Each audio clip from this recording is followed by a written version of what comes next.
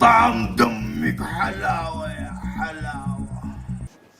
النور في شنو يا اخوي؟ تعال تعال، مالك يا ابن عمي؟ كده اتفضل جوا. النور انت عسل خلاص. انت النور قال البيت ده بيت ابوك ولا شنو؟ البيت ده شغال فيه جناين، يعني لو خشينا انا وانت جوا ممكن يطردونا الاثنين. عليك الله ما تفضحنا ساكت. خليك الله بطل عقدك دي يا اخي، انا زي ولدهم هنا يا اخي. قصدك ابوهم؟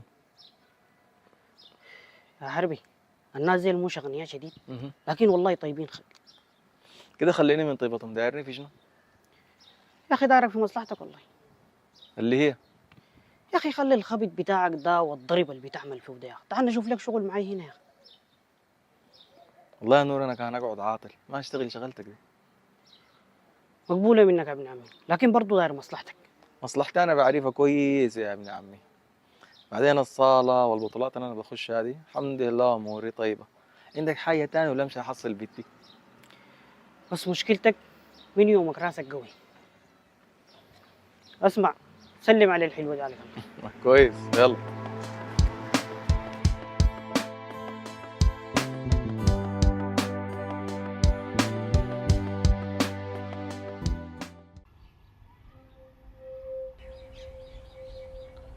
ما في ده ماله دخر كده. الو ما جا طالع. نمشي اشوفه.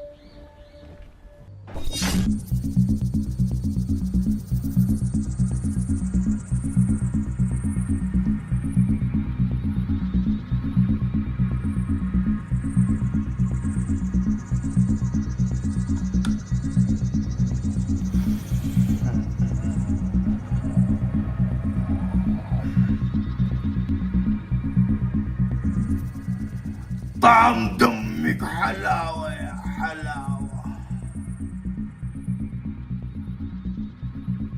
مشكلتك خشيت ساعة مافيا.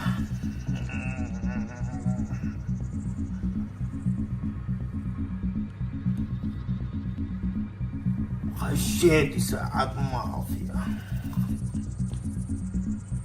سلافة سلافة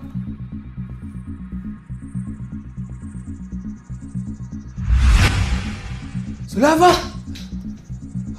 وتخدر بقتلك الليلة.